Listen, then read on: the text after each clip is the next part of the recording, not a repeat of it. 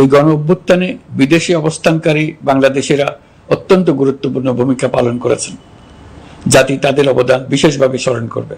নতুন বাংলাদেশ গড়ার কাজে আমরা তাদের অংশগ্রহণ চাইব।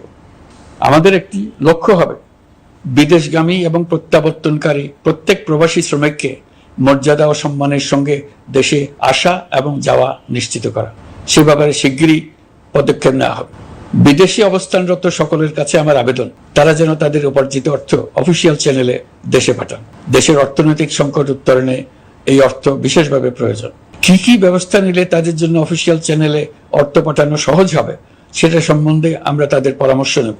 সারা দেশ ঘুষের মহাসমুদ্রে নিমজ্জিত। কিভাবে ঘুষ থেকে আমরা মুক্ত হতে পারি তার জন্য আমাদের পরামর্শ দেন।